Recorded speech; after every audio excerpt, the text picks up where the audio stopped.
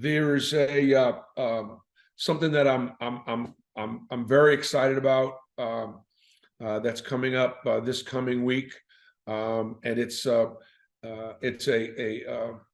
musical called "We'll Meet Again." I'm just going to read something real quickly here. In 1937, then 5-year-old Henry Stern and his family escaped Westheim, Germany, under Nazi occupation. They were welcomed with open arms by the small town of Opelika, Alabama, where Stern's family found love and acceptance. However, the war left missing pieces for Henry Stern as he became known, and for more than 60 years, he continued to search the United States for other family members who survived the Holocaust. We'll Meet Again is a musical about one man's incredible journey and the beauty and potential of the American spirit. So last fall, my wife Brandy and I actually attended this musical at Opelika High School. We laughed, we cried, we tapped our feet. We felt very proud to be Americans. We felt very proud to be living in the state of Alabama. We felt very proud to be so close to Opelika, Alabama. And the way the state and the way the community responded to World War II, and in many ways to save the world. And in many ways, that generation very well, and you could make an argument, was, one of the greatest generations in the history of our country. And so as we, find ourselves in changing times, to me, it was an amazing story that made me feel proud to be an American. And the coolest part about this production is it's going to appear for about a month in the state of Alabama. During the day, there'll be matinee shows for high school students and some middle school students, and actually teach the kids something really good about our country, something they could be really proud about our country and our community. And so it's very patriotic, and I don't think we have a ton of that messaging going on. Obviously, it is a story about a family that survived the Holocaust and lived the American dream in many ways right here in Opelika, Alabama. And the reason, obviously, it hits close to home to me is my grandfather escaped Ternopil, which is right near Ukraine and Austria and that area, when he was 11 years old, and came to this country with his 3 younger siblings, and obviously started a family, and so obviously it hit home for me. The show is going to air. It's going to open in Opelika at the high school on the 28th of August. That's this coming Monday night. There are some tickets that are available, and folks can go on to eastalabamaarts.org/ or actually, is it a slash? / events. So that's East Alabama Arts, all one word, .org/ events, or can call 334-749-8105. Marlene will make sure that you get this information, and that'll be very, very exciting. Last year it sold out, and so this year we hope it's going to do as well. And obviously it starts this coming Monday night. In addition to that, I want to thank the leadership at the Goose Center, because when we took this idea to them, and we talked about what it would cost to obviously rent the house, if you will, such a amazing place like the Goose Center, they had a better idea, and their idea was to actually show the show for a couple of days on the 30th and the 31st of August. And they were going to show the show in the evenings for their season ticket holders and the people that come to the Goose Center on a regular basis, and that they would do a a matinee on the 31st of August at 10 a.m. For the local high schools, and they are, but also to provide any of our faculty or staff or students the opportunity to come watch We'll Meet Again for free. So the Opelika show on the 28th is a normal paid performance. And the only folks that can get into the Gouge are either their current subscribers and season ticket holders in a couple of evening performances on the 30th and the 31st, but also at 10 a.m. that is free to faculty and staff and students. So if you kind of qualify in one of those areas, I just want to encourage you to take in this musical, and I'll see you there. So that's all I got. Last thing I'd say on that, just on We'll Meet Again, I want to thank our presenting sponsor, Yellow Wood, Mr. Jimmy Rain. I also want to thank our gold sponsors, the Stone Martin Builders, along with Alabama Blue Cross Blue Shield, and our silver sponsors, the Alabama Power Company and the Scott Bridge Company. Those sponsors have really enabled us to be able to take this show and take it on the road. Okay. Any questions about We'll Meet Again from anybody, and then we'll get on to the next topic. If I can fire one off, so I guess what was the process? I know you touched on this a little bit. Of kind of like you saw the show and your own involvement with it. What was the timeline there? When the show ended, it was obviously, it was really emotional for me, and I just wanted to, I just kind of wanted to meet whoever put it on, who wrote the story, who did the production, and I was fortunate enough to just be able to hang around a while, and finally got a chance to meet the writer, and then the gentleman that took the story and turned it into a musical. And I said, man, other people just need to see this. I just thought it was so cool that they showed it to the kids during the day. And I heard from the superintendent of schools of Opelika, who said, I'm telling you, it's the best thing that we've had these kids do. The kids were tapping their feet, they were singing along. They were getting educated about a time in our country when it was the best time in our country. Also, they were getting some education about the Holocaust and some of the horrors about it, but without being terribly depressed about the whole thing. And I just said, this show's got to go on. So my wife and I, we invested in it, and along with these other sponsors, and through the amazing work of Miss Kate Larkin and several other volunteers, this show is going to perform. I don't know exactly how many times. We've got Marlene is here with me, and she can sort of add it up. I've got but I can tell you, like, for example, it is going to be in Opelika. It's going to be in Auburn. It's going to be in Decatur. It's going to be in Florence. It's going to be at Mountain Brook High School. It's going to be in Athens, Georgia. And actually, Coach Mike White and I are going to be there that night together. It's going to be in Enterprise, Alabama, in Bruton, Alabama, in Mobile, Alabama, and in Montgomery, Alabama. So this has been a bit of a project that we've been involved with this summer. And I guess where I need your help is just getting the word out. We just love to see the venues being full.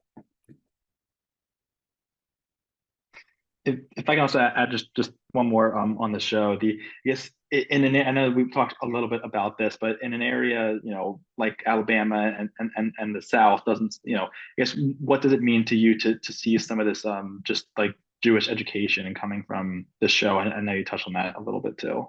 It's like part of our work with Auburn being an everything school, or it's part of our work with the Together We Will scholarship to bring more diversity to the campus. Auburn is an amazing place. It's diverse, it's inclusive, it's safe, it's welcoming. And the bottom line is anybody could be successful here, anybody. And I don't know whether that breaks a stereotype down or not. I really don't care. I'm proud of Opelika, Alabama, because I know Henry Stern was grateful to that community for welcoming him to the community and allowing him to serve in the community just like anybody else.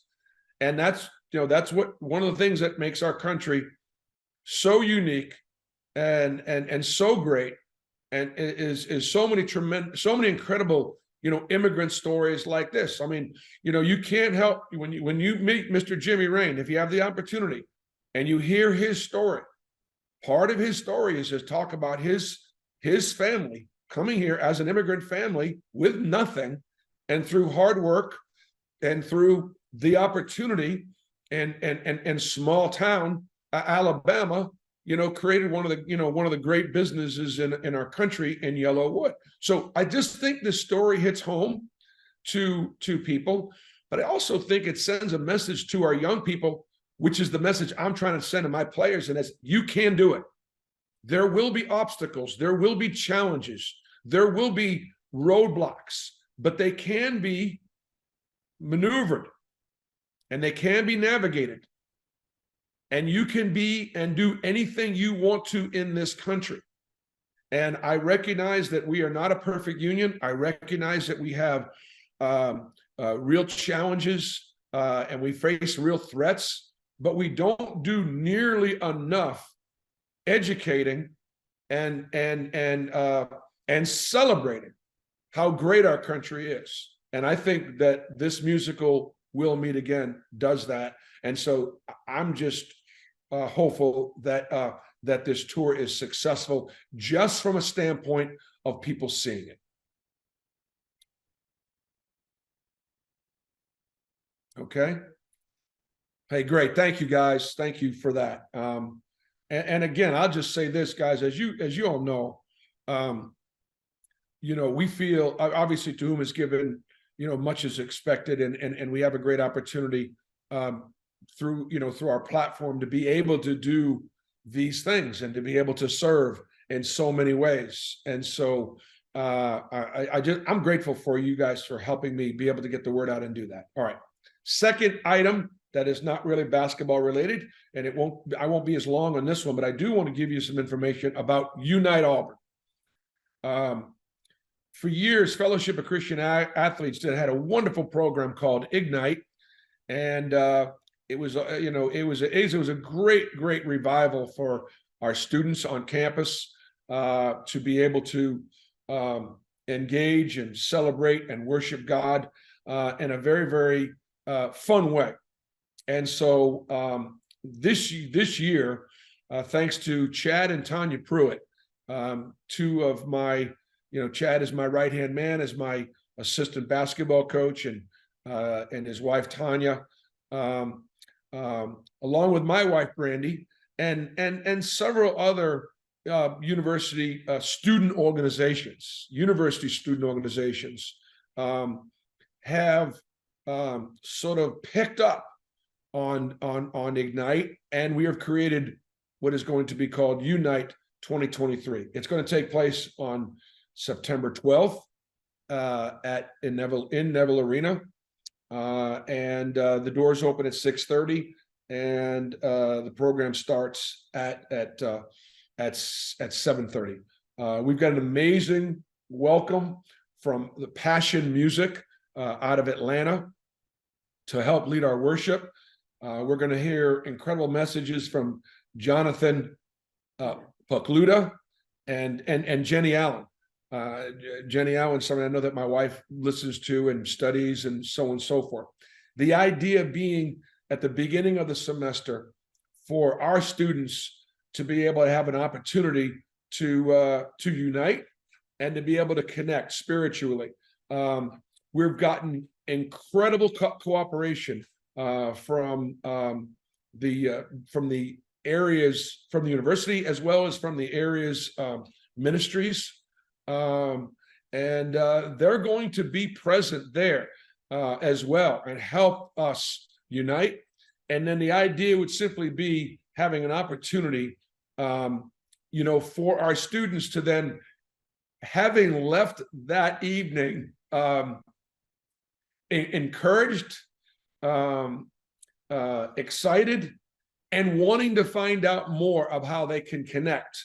And so one of I would like to, for just a second, introduce one of my former walk-ons and one of our former players at Auburn basketball, who I am incredibly proud of.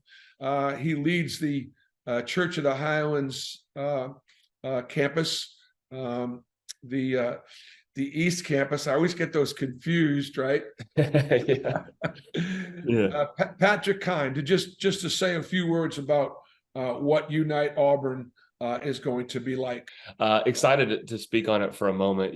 Just to be candid, I was able to be a college pastor before COVID and now being after COVID. And just to be honest, there's a lot that's in the brain and the minds of all these college kids. They're wrestling with a lot, and they're really kind of battling a lot of those internal things that they just need help with. And we want to create an expression where they can feel like they can come together, just be honest and transparent about what's going on in their life, and have a safe place to talk to people. And so Unite's really birthed out of this heart of, there's just a lot of questions in college kids' minds right now. We want to create that space. And so, Tanya and Chad just open up the conversation, and just able to have so many amazing on-campus organizations meet together, as well as so many amazing churches. We really are grateful for what Auburn is made up of churches and ministries here, and just really invest in our kids. Fall is a busy time for college kids. There's a lot going on, a lot of extracurriculars, a lot of energy, a lot of excitement, a lot of movement. And sometimes the spiritual and sometimes the mental can be put on the back burner. And our hope would be that we would just create a space with, about an hour and a half service where they can invest their time in God, as well as with their friends. The way I see it, my hope would be that I would see roommates and fraternity brothers and athletes all coming together and all taking that step together, united as one, because it's not the time to try to walk by yourself. We need to do it relationally with people, as well as with other ministries. And so JP and Jenny are going to bring an amazing word, and Passion's going to have an amazing time of worship. And BP said it best, that our goal is that not just for one night, but we play the infinite game. And that is, we're going to have every on-campus organization, as well as many churches that want to be a part, out there to spend time with kids after. Our mission is not to hand out a flyer and say, come to church. We're rebranding and retraining all of our ministries to stand out there and just say, hey, if you need someone to talk to, that's why we're here. We do all sorts of ministry fairs and different ways for them to know all the information. The 12th is not going to be a night for information. The 12th is going to be a night for transformation of, hey, how can we help you with what's going on in your life, and give you hope and give you excitement, but also make space in a busy fall semester to make sure you're connected, plugged in, and relationally have people you can go to when you're struggling. So it's going to be a great time together. Thanks. Thank you, Pat. Grateful. Thanks for your support. This is an event for students. Yes. This is an event for students, and it is free. And obviously it's really being presented by the student organizations on campus. They have rented the facility, they put it all together, and the incredible group of volunteers led by Chad and Tanya Pruitt are sort of leading the way to have this really special opportunity, and hopefully it'll be life-changing.